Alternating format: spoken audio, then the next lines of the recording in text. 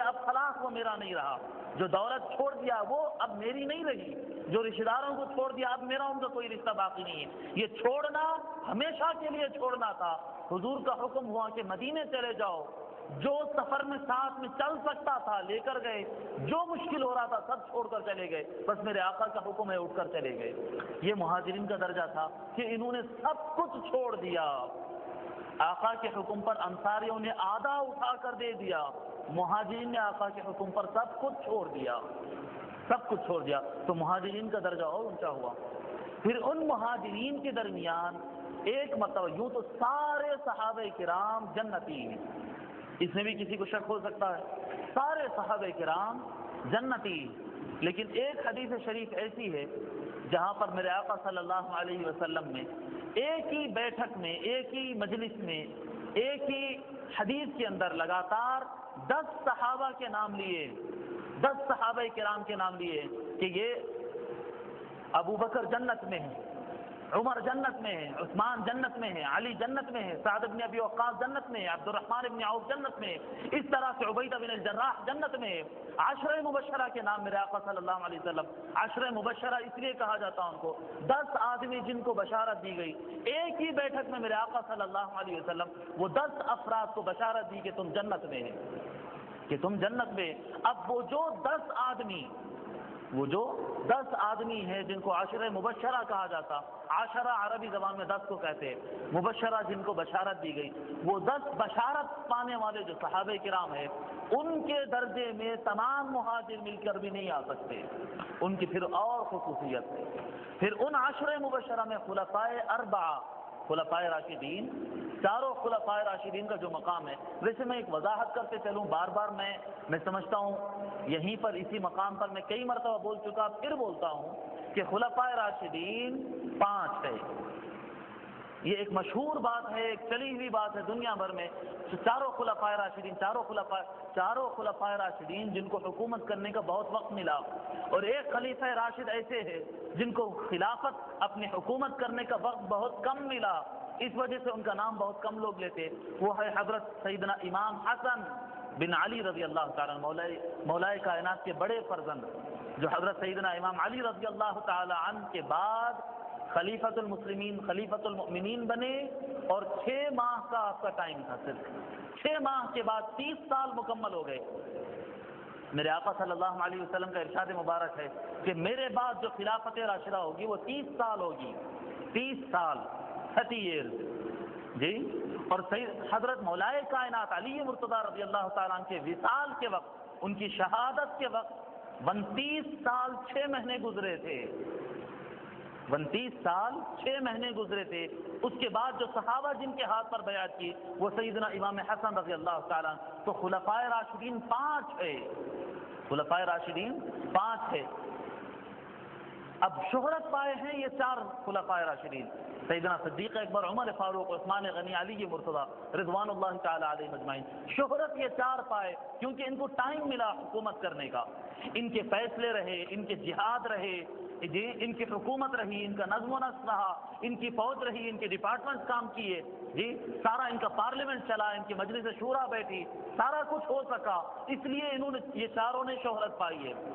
چاروں نے شہرت پائی ہے۔ اور سیدنا امام حسن رضی اللہ تعالیٰ جن احوال میں خلیفہ بنے تھے اس وقت کے حالات اتنے خطرناک تھے کہ یہ سارا کچھ نہ ہو سکا، خلیفہ تو سارے مسلمانوں نے ان کو مانا، تو یہ نہ سمجھے کہ مسلمانوں نے انہیں ایکسیپٹ نہیں کیا، سارا عالم اسلام نے ان کو خلیفہ مانا، سوائے ملک شام کو چھوڑ کر جہاں پر امیر معاویہ اپنی بادشاہت قائم کیے ہوئے تھے، جہاں پر امیر معاویہ اپنی بادشاہت قائم کیے ہوئے تھے، اس ملک شام کو چھوڑ کر سارا عالم اسلام آپ کے خلیفہ، آپ کی خلافت کو مانا اور آپ کے دست حق پر بیعت کیا۔ تو خلفائے راشدین دراصل 5 ہے، شہرت پائی ہے 4 خلفاء نے، 4 خلفاء میں، اور چاروں خلفاء میں سب سے کم زمانہ سیدنا صدیق اکبر رضی اللہ تعالی عنہ کا، جو چاروں خلفاء میں بھی سب سے اونچا مقام رکھتے ہیں، چاروں خلفاء میں، عشر مبشرہ میں چاروں خلفاء کا مقام سب سے زیادہ، پھر چاروں خلفاء میں بھی درجے اول سب سے پہلا مقام جس کو دیا جائے گا وہ سیدنا صدیق اکبر رضی اللہ تعالی عنہ، اور وہ اس لیے نہیں کہ خلافت کے اعتبار سے سب سے پہلے انہوں نے سیٹ پر بیٹھے، اس لیے ان کو یہ مقام ملا، اس لیے وہ سب سے افضل ہے، ایسا نہیں، اس لیے کہ آقا صلی اللہ علیہ وسلم نے یہ مقام دیا۔ حضور صلی اللہ علیہ وسلم جہاں کہیں بھی جانا ہوتا، جب کبھی کوئی موقع آتا ہے تو اپنا نائب بناتے، تو سیدنا صدیق اکبر رضی اللہ تعالیٰ عنہ کو نائب بناتے، کبھی کبھی دیگر صحابہ کرام کو، مولا کائنات کو بھی آقا صلی اللہ علیہ وسلم نے نائب بنایا، اور دیگر صحابہ کو بھی کبھی کبھی بنائے، لیکن بیشتر مواقع پر سیدنا صدیق اکبر رضی اللہ تعالیٰ عنہ کو اپنا نائب بناتے، اور خاص طور پر نماز کا جو مسئلہ ہوتا، سیدنا صدیق اکبر رضی اللہ تعالیٰ عنہ کو حکم فرماتے حضور صلی اللہ علیہ وسلم کہ میری غیر موجودگی میں نماز تم پڑھانا۔ حدیث شریف میں آتا ہے، ایک روایت ہے، حضور صلی اللہ علیہ وسلم ارشاد فرماتے لا ينبغي لقوم فیہم ابو بکر ان یؤمہم غیرہ، کسی قوم کو ہرگز یہ بات درست زیب نہیں دیتی، کسی قوم کو ایسا نہیں کرنا چاہیے، کیسا نہیں کرنا چاہیے کہ جماعت میں ابو بکر موجود ہو اور کسی اور کو امامت کے لیے آگے بڑھا دے، ایسا نہیں ہونا چاہیے۔ یہ حضور صلی اللہ علیہ وسلم کا ارشاد مبارک۔ تو اس سے پتہ چلتا ہے کہ میرے آقا صلی اللہ علیہ وسلم نے تمام صحابہ کرام کا امام سیدنا صدیق اکبر رضی اللہ عنہ کو بنایا، سیدنا صدیق اکبر رضی اللہ تعالیٰ عنہ کو بنایا۔ اب اس میں ایک چھوٹا سا مسئلہ اور ایک باریک بات آتی ہے، کیونکہ اب ہم جس علاقے میں یہاں پر خطاب کر رہے ہیں، یہ علاقے سے نہایت قریب علاقے میں ہم کو شیعہ گروہ ملتا ہے، شیعہ، اور شیعہ کہتے ہیں مولا کائنات علی مرتضیٰ رضی اللہ تعالی عنہ خلیفہ اول ہے۔ سیدنا صدیق اکبر رضی اللہ عنہ کی خلافت کو وہ نہیں مانتے، خلیفہ اول کون؟ علی مرتضیٰ کہتے ہیں رضی اللہ تعالی عنہ، اور ہم کہتے ہیں سیدنا صدیق اکبر رضی اللہ عنہ خلیفہ اول۔ تو میں یہاں پر بتاتا ہوں، ایک چھوٹا سا اشکال ہے، وہ لوگ جو کہہ رہے ہیں وہ لوگ غلط سمجھ کر کہہ رہے ہیں، لیکن جو کہہ رہے ہیں وہ درست کہہ رہے ہیں۔ ابھی میں ایک چھوٹا سا اشکال ہے، عام طور پر پبلک کو نہیں معلوم رہتا۔ وہ لوگ جو شیعہ جو کہتے ہیں نا کہ پہلے خلیفہ، مسلمانوں کے پہلے خلیفہ مولا کائنات علی مرتضیٰ ہے، وہ کہتے صحیح ہے لیکن سمجھتے غلط ہے۔ میں نہیں یہ کہہ رہا ہوں کہ وہ اس طرح کا عقیدہ اور ان کا گروہ بھی راہ راست پر ہے، میں یہ کہہ رہا ہوں کہ وہ فرقہ گمراہ ہے، ان کے عقائد میں غلطیاں ہیں، ان کے عقائد میں غلطیاں ہیں، اور وہ لوگ جو سمجھتے ہیں وہ غلط ہے، لیکن یہ ان کا جو جملہ ہے یہ جملہ صحیح ہے، اور ہمارا کہنا ہے سیدنا صدیق اکبر رضی اللہ عنہ پہلے خلیفہ ہے، یہ جملہ بھی بالکل درست ہے۔ پھر پہلے کون ہے؟ سیدنا صدیق اکبر بھی خلیفہ اول ہے، یہ بھی صحیح ہے،